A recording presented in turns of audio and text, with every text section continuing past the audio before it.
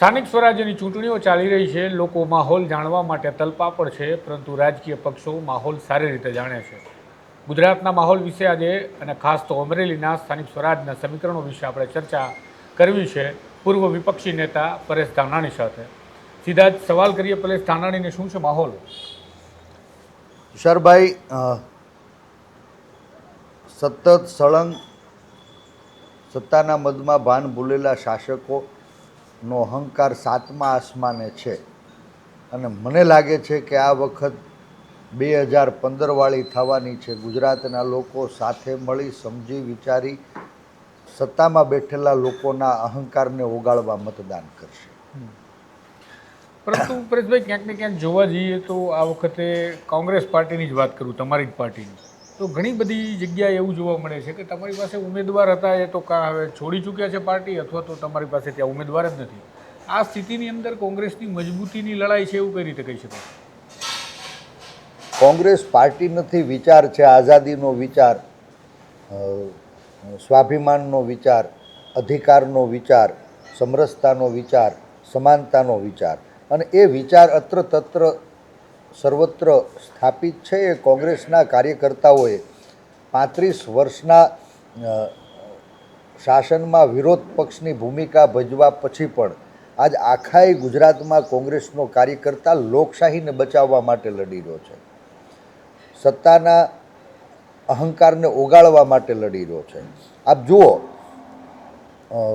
લોકશાહીની અંદર સંવિધાનથી મળેલો મતનો અધિકાર, એનું મૂલ્ય સરખું હતું। એ મતના મૂલ્યના કારણે ભલભલા નેતાઓ એ પ્રજાથી ડરતા હતા।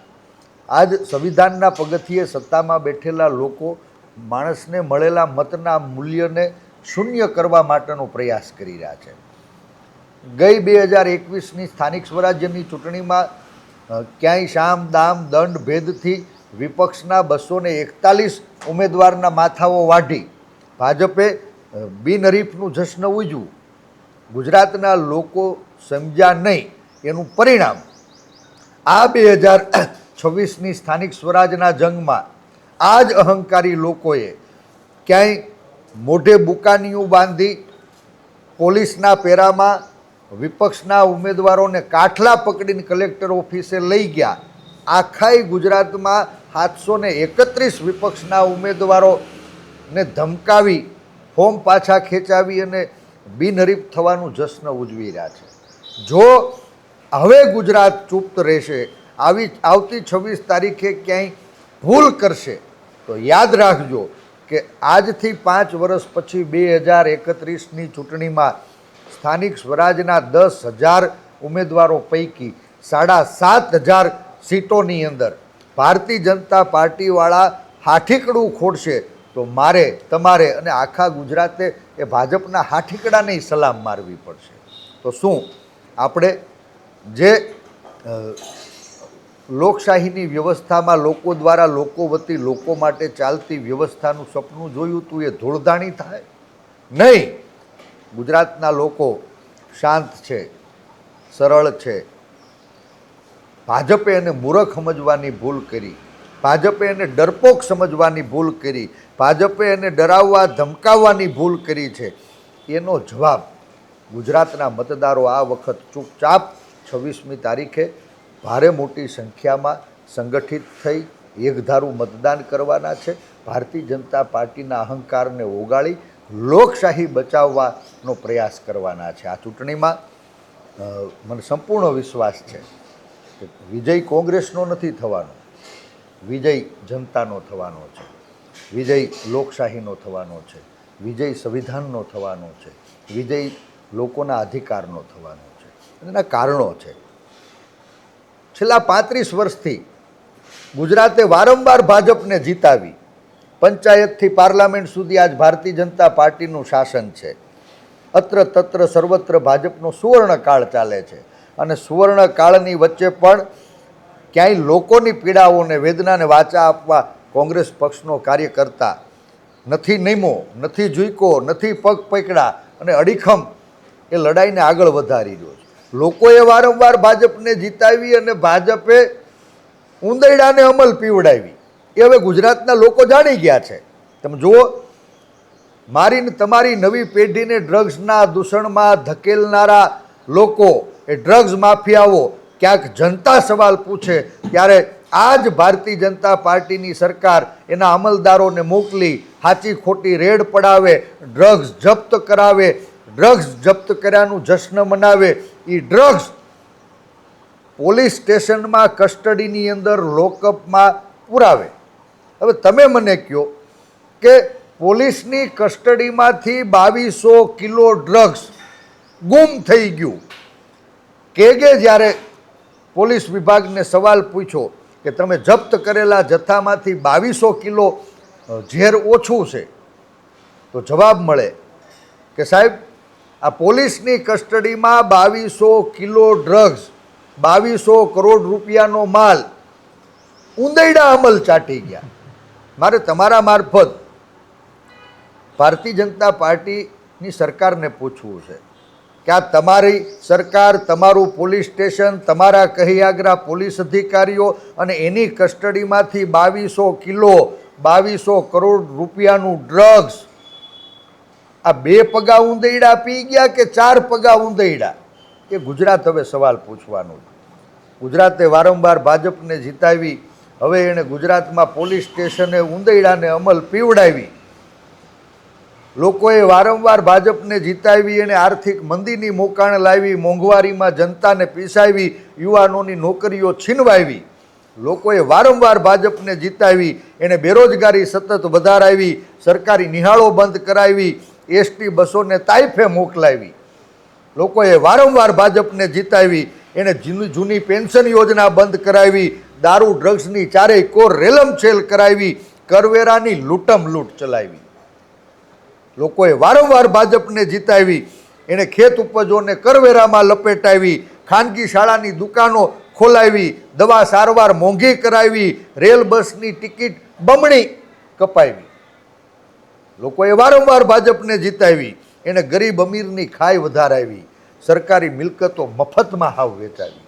તમે જુઓ, કોંગ્રેસના કાળમાં જે લોકોની સુવિધા માટે થઈને સરકારી મિલકતો રિઝર્વ રાખવામાં આવી હતી, આજ ભારતીય જનતા પાર્ટીના લોકો બાપની માલિકીનું ગુજરાત હોય એમ ગુજરાતને વેચવા બેઠા છે. ગુજરાતની જનતાની અકસ્યામતો છે એ ખાનગી ખોળે ધરી રહ્યા છે. લોકોએ વારંવાર ભારતીય જનતા પાર્ટીને જીતાવી, એણે ગુંડા બદમાશોને મોકળાશ અપાવી, ભ્રષ્ટાચારી રીત રસમો ચારેય કોર અપનાવી. ભૂતકાળમાં કોઈને ભ્રષ્ટાચાર કરવો હોય, 5-50 રૂપિયા લેતા હોય તો શરમ થતી હતી, છુપાઈને લેતા હતા. આજ ભારતીય જનતા પાર્ટીની સરકારમાં એના નેતાઓ, એના કાર્યકર્તાઓ અને એના કહિયાગરા અમલદારો સરકારી કચેરીઓમાં ટેબલ ઉપર પહેલાં પૈસા મૂકો પછી કામ થાય, આવી વ્યવસ્થા શું કામે પેદા કરી? હવે ગુજરાતના લોકો એને સવાલ પૂછતા થયા. થોડો સમય લેવો જ. લોકોએ તો વારંવાર ભાજપને જીતાવી, એણે નફાખોરી 2 લગામ બનાવી, કાળા બજારી સતત વધારાવી, બીપીએલ કાર્ડની સંખ્યા ઘટાડાવી, ગરીબ વધુ ગરીબ થાય, અમીર વધુ અમીર થાય એવી નીતિના કારણે આજ સમાજ 2 ભાગમાં વેચાય એવી સ્થિતિ ગુજરાતમાં પેદા થઈ. લોકોએ વારંવાર ભાજપને જીતાવી, એણે ગરીબોને રાશનની ભીખ મંગાવી, ખેડૂતોની ખેતી બરબાદ કરાવી, કાળા ધનની ચારેય કોર રેલમછેલ કરી, લોકશાહીને લજાવી. લોકોએ વારંવાર ભાજપને જીતાવી, 56ની છાતીની વાતું કરતા હતા, એને ચીનની સરહદે ચૂપકીદી કેમ સેવી? એ ગુજરાતના લોકો હવે ભારતીય જનતા પાર્ટીને સવાલ પૂછી રહ્યા છે. લોકોએ તો વારંવાર ભાજપને જીતાવી, આજ સાહેબ ખાતરની અછત ઊભી કરાવી, એનપીકેની થેલી 2000 પાર વેચાવડાવી, દહીં દૂધ છાશ ઉપર કરવેરા લાવી, ગેસ સિલિન્ડરે 1000ની હદ વટાવી, નાત જાત ભાતની શાંતિ ડહોળાવી. ભારતીય જનતા પાર્ટીને ગુજરાતે વારંવાર જીતાવી, એણે માત્ર મોટા ઉદ્યોગોની લોન માફ કરાવી, ઘરના વીજ બિલમાં લૂંટ ચલાવી, ગુજરાતમાં લોકશાહીને લજવી, ભેદભાવની પ્રવૃત્તિઓ વધારાવી, પેપર ફોડીને ભરતીઓ શું કામે અટકાવી? એ ગુજરાતનો યુવાન આજ ભારતીય જનતા પાર્ટીને સવાલ પૂછવાનો. પણ પરેશભાઈ, એક વચ્ચે આમાં સવાલ એ થાય છે તમે કીધું કે આટલા બધા મુદ્દાઓ આટલા બધા પ્રશ્નોને લઈ ગુજરાતની જનતાના તમે લડી રહ્યા છો, પણ આ ઘટનાક્રમ 30 વર્ષથી બને છે ને આમ આદમી પાર્ટીનો તો આક્ષેપ એવો છે 30 વર્ષથી કોંગ્રેસ ને ભાજપ બે એકબીજા સાથે મળી અને ભાગીદારીથી ગુજરાત ચલાવે છે. તુષારભાઈ, હું વારંવાર કહેતો આવ્યો છું, જાહેર જીવનનો કાર્યકર્તા છું અને આ દેશમાં આઝાદી અપાવી સંવિધાનનું રાજ સ્થાપિત કરનારા એક વિચારનો સૈનિક છું. પૂજ્ય ગાંધીજીએ અહિંસાના માર્ગે આઝાદી અપાવી, સરદાર સાહેબે અસંખ્ય રજવાડાઓને લાગણીના તાતને જોડી અખંડ ભારતનો પાયો નાખ્યો, પૂજ્ય બાબા સાહેબ આંબેડકરે બંધારણમાં પ્રાણ પૂરી 18 વર્ણની અધિકાર યાત્રા આગળ ધપાવી હતી અને એ સંવિધાનથી આ દેશમાં રોડપતિ હોય કે કરોડપતિ, ગરીબ હોય કે અમીર, ગામડાનો માણા કે શહેરનો માણા, વેપારી હોય કે મજૂર, બધાના મતનું મૂલ્ય એક સરખું હતું. આજ ભારતીય જનતા પાર્ટીના લોકો ક્યાંય સત્તાના મદમાં ભાન ભૂલ્યા છે. લોકોને ડરાવી ધમકાવી રાજકીય રોટલા શેકવામાં ભૂતકાળની અંદર સફળ થયા, એટલે ક્યાંય લોકોને એના મતથી વંચિત કરવાનો બીજો તબક્કો એ પ્રયાસ શરૂ થયો. તમે જુઓ, ગઈ સ્થાનિક સ્વરાજ્યની ચૂંટણીઓમાં આ જ ભારતીય જનતા પાર્ટીના લોકોએ સરકારી મશીનરીનો દુરુપયોગ કરી અને વિપક્ષના 241 ઉમેદવારોને માથું મચડી અને ફોર્મ પાછા ખેંચાવ્યા. ગુજરાતના લોકોએ એને ન રોક્યા તો આ ચૂંટણીમાં 731 જેટલા વિપક્ષના ઉમેદવારોને આખા ગુજરાતમાં એનું માથું મચડી અને ભાજપના લોકોને બિનહરીફ કરાવ્યા. મારે પૂછવું કે લોકો જો આ ચૂંટણીમાં અહંકારને નહીં ઓગાળે તો યાદ કરજો, આવતી ચૂંટણીમાં ગુજરાતના 10,000 સ્થાનિક સ્વરાજ્યના પ્રતિનિધિઓ પૈકી 7,500 સીટમાં વિપક્ષના માથા નહીં હોય. ભારતીય જનતા પાર્ટીના લોકો ન્યા હળી મૂકશે તો એ હળી નહીં, મારે તમારે એને ગુજરાતે સલામ મારવી પડે એવી સ્થિતિ પેદા થવાની. ગુજરાતના લોકો જાણે કે અમે આખું વીંચીને નરેન્દ્રભાઈના નામે, ભાજપના નામે, ભગવાન શ્રી રામના નામે ભાજપની પેટીઓ છલકાવી. ગુજરાતે વારંવાર ભાજપને જીતાવી તો પછી કોરોનામાં મહાણે લાઈન હું કામે લગાડાવી એ ગુજરાત સવાલ પૂછે. એ કોરોનામાં દવા ઇન્જેક્શનની કાળાબજારી હું કામે કરાવી એ ગુજરાતના લોકો ભાજપને પૂછે. ટેકાની ખરીદીમાં તમે ગોલમાલ હું કામે કરાવી, અમારી મોલાયતું કૃષિની ઉપજો પાણીના ભાવે શું કામે લૂંટાડાવી એ ગુજરાતના લોકો સવાલ પૂછે છે. લોકડાઉનમાં પ્રજાને પોલીસના દંડે હું કામે પીટાવી એ ગુજરાતના લોકો ભાજપને સવાલ પૂછી રહ્યા છે. વર્ગ વિગ્રહની ચારેય કોર તમે આગ શું કામે લગાડાવી, કરાર આઉટસોર્સની લટકતી તલવારે કર્મચારીઓને ગુલામી હું કામ કરાવી, એ ગુજરાતના લોકો હવે ભાજપને સવાલ પૂછતા થયા છે. સાહેબ, ભારતનું દરેક ભારતીયોને ગર્વ હોય. આજ મારા રૂપિયાએ ડોલર સામે 95ની ડૂબકી હું કામ લગાવી. આ દેશનું અર્થતંત્ર ડામાડોળ બની ગયું છે ત્યારે હવે દરેક ગુજરાતી ભાજપને સવાલ પૂછતો થયો છે કે સાહેબ, આ કલ્પસર યોજના તમે અધરતાલ હું કામે મુકાવી, નર્મદાની કેનાલો મારા સૌરાષ્ટ્રમાં શું કામે ન લાવી, સિંચાઈના અભાવે અમારી ઊભી ખેતીને તમે શું કામે સુકાવી, પ્રજાને ભ્રામક પ્રચારમાં તમે ફસાવી છે. એ ગુજરાતના લોકો હવે સમજી ગયા છે. અને છેલ્લી વાત કહું છું, લોકોએ વારંવાર ભાજપને જીતાવીને એ જ ભાજપે જન અધિકારની યાત્રા અટકાવી, અચ્છે દિનોની વાત સાવ ભૂલાવડાવી, એપ્સ્ટીન ફાઇલે સાહેબ આખા દેશની આબરૂ કઢાવી. આ એપ્સ્ટીન ફાઇલમાં કોના નામ છે એ ગુજરાતના લોકો, દેશના લોકો હવે ભાજપને સવાલ પૂછતા થયા છે. સાહેબ, અમે તો તમને વારંવાર જીતાવી અને આજ ભાજપવાળાએ આજ ગેસના બાટલા માટે લાઈન લગાડાવી, પેટ્રોલ પંપે લાંબી લાઈન લગાડાવી, અમારી મા બેન દીકરીઓને બળતણની ભારી પાછી ગોતાવી.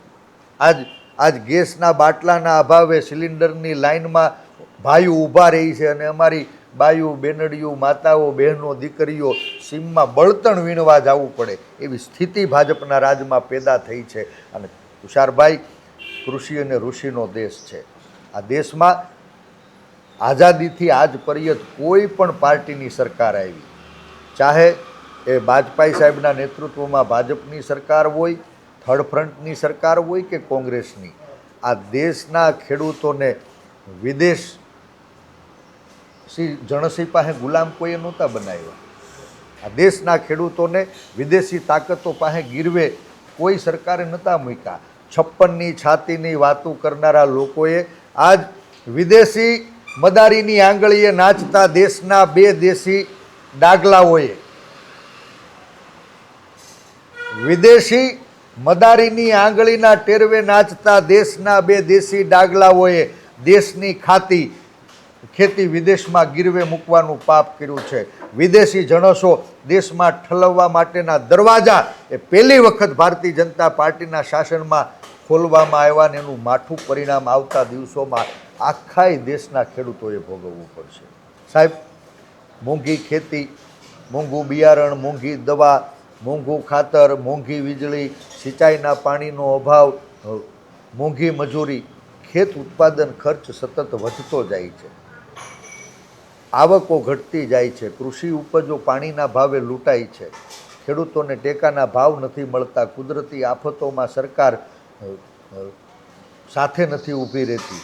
માંડ પેટે છોટિયા લઈ અને પરિવારનું ગુજરાન કરતા લોકો એને ઘરના વરહે 2 છેડા ભેગા ન થાય એવી સ્થિતિ વચ્ચે જો વિદેશી જણસો દેશની અંદર ઠલવાય તો મારા દેશી ખેડૂતોના ઉત્પાદન એના ભાવ તળિયે બેસી જાય. સામાન્ય માણસને જીવવું તો જીવવું કેમ એ સવાલ હવે ગુજરાતના લોકો, ગુજરાતના ગરીબ, ગુજરાતના ગામડા, ગુજરાતના ખેડૂત, ગુજરાતની મહિલાઓ, ગુજરાતના યુવાનોના મનમાં ઊભા થયા છે. અને આ સવાલના જવાબ આપતા ભારતીય જનતા પાર્ટીના લોકો ડરે છે. અને એટલે એક તરફ વિપક્ષના ઉમેદવારોને લલચાવી, ફોસલાવી, ડરાવી, ધમકાવી, ખોટા કેસ કરાવી, ફોર્મ પાછા ખેંચાવીને બિનહરીફના તાયફા કરે છે. અને બીજી તરફ લોકોને ભ્રમિત કરવા માટે એક જ કાર્યાલયમાં 2 પાર્ટીની દુકાનો ચાલુ થાય છે. એક ગાળું ખાવાના મત લે છે, બીજા ગાળું દેવાના મત લે છે અને એમાં સામાન્ય પ્રજા ફસાઈ જાય છે. હું લોકોને કહું છું કે આ 100 જેટલી સમસ્યાઓ એના સમાધાનનો એકમાત્ર વિકલ્પ છે નાભીનું નિશાન હાથ.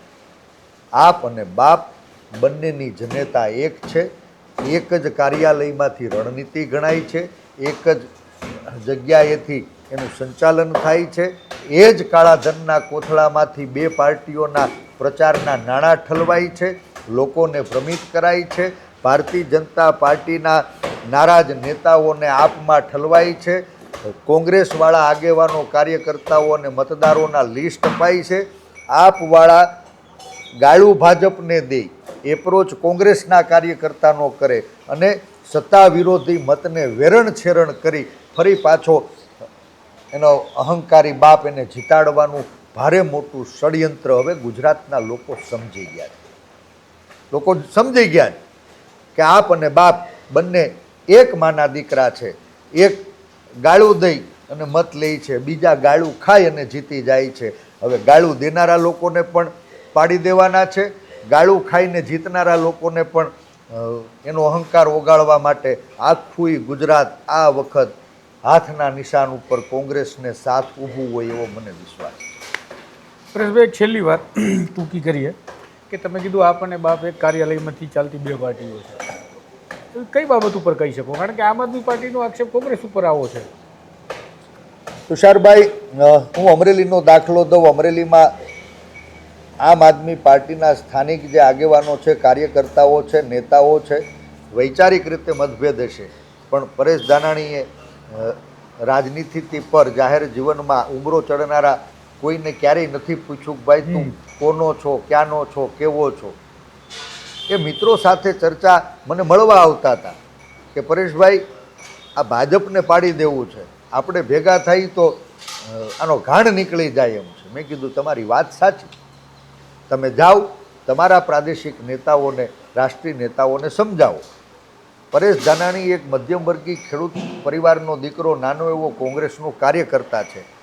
મને વિશ્વાસ છે કે મારી પાર્ટીમાં અમરેલીથી ચાલુ કરી અને દિલ્હી સુધી મારી ખેંચેલી લાઈનને કોઈ ભૂસશે નહીં.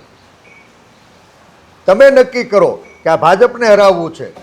તમે જીતો તો અમને વાંધો નથી, પણ તમારા નેતાઓ જો આપના કાર્યકર્તાઓને જીતાવવા માંગતા હશે તો સત્તા વિરોધી મત ને વેરવિખેર થતાં બચાવશે. મને દુઃખ થાય છે કે 3 મહિના પહેલાંથી મેં જે આગેવાનો કાર્યકર્તાઓ પાસે પ્રપોઝલ મોકલાવી હતી એ બિચારા પ્રાદેશિક નેતાઓ સાથે, રાષ્ટ્રીય નેતાઓ સાથે ગઠબંધનની વિનંતી માટે કરગરતા રહ્યા, પણ પેટમાં પાપ હતું એ છતું થયું સાહેબ. આજ સુધી એનો જવાબ ન આવ્યો. ફોર્મ ભરાઈ ગયા પછી પણ આપ બાપ અને કોંગ્રેસના બધા જ આગેવાનો કલેક્ટર ઓફિસે જાહેરમાં ઊભા હતા અને મેં કીધું કે હવે મોરચો મંડાઈ ગયો છે, હજી અમારે ભાજપને હરાવવું છે. જાઓ તમારા નેતાઓને કહો કે મતનું વિભાજન રોકે. તમે કહો ને એટલી જગ્યાએથી મારા આગેવાન કાર્યકર્તાઓના ફોર્મ પાછા ખેંચાવી લઈશ. કમનસીબી એ છે સાહેબ. અમે ભાજપવાળાને હરાવવા માટે લડી રહ્યા છીએ અને આપવાળા કોંગ્રેસને હરાવવા માટે લડી રહ્યા છે. જો કોંગ્રેસ હારે તો જ એનો બાપ ભાજપ જીતે.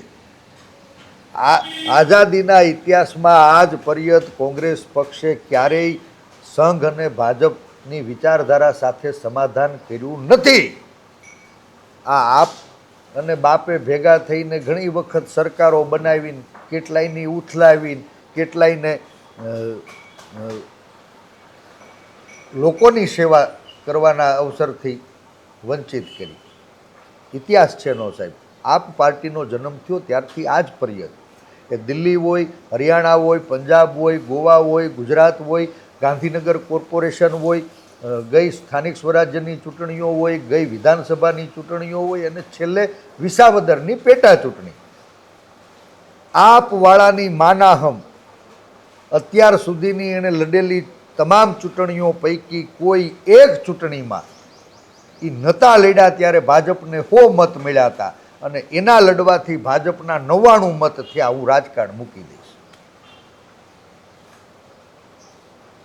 આપવાળાએ ભાજપને ગાળું દઈ કોંગ્રેસને હરાવવાનું કામ કર્યું, બાપને જીતાડવાનું કામ કર્યું અને ભેગા મળી ગુજરાતના લોકોને ગુલામ બનાવવાનું ષડયંત્ર હવે છતું થઈ ગયું છે.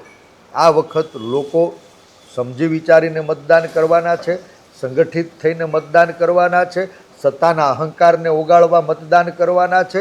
અને જો અહંકારને ઓગાળવો હોય તો નાભીનું નિશાન માત્ર હાથને સાથ ગુજરાત ઊભું રહે તો જ ફરી પાછી લોકશાહીને બચાવી શકાય, સંવિધાનિક અધિકારોને આગળ ધપાવી શકાય. એ સંકલ્પ સાથે ગુજરાતની જનતા જીતી રહી છે, ગુજરાતમાં કોંગ્રેસ જીતી રહી છે. થેન્ક યુ પરેશભાઈ. તો આ છે અમરેલીની ગુજરાતની સ્થિતિ. પૂર્વ વિપક્ષી નેતાએ ઘણા બધા આક્ષેપો પણ પોતાના વિપક્ષી દળો સાથે પણ કર્યા છે, પરંતુ અહીંયા મહત્ત્વનો સવાલ છે કે ચૂંટણીના પરિણામ બધું ગુજરાતની સ્થિતિ વિશે બતાવશે કે ખરેખર ગુજરાતીઓ આ તમામ પ્રચાર પ્રસાર અને દરેક પક્ષના મેનિફેસ્ટોમાંથી શું સ્વીકાર કરે છે. ટૂંક સમયમાં જ ખબર પડશે ગુજરાત કોને સ્વીકારે છે અને કોને જાકારો આપે છે. માટે જોતા રહેજો સ્વમાન. નમસ્કાર.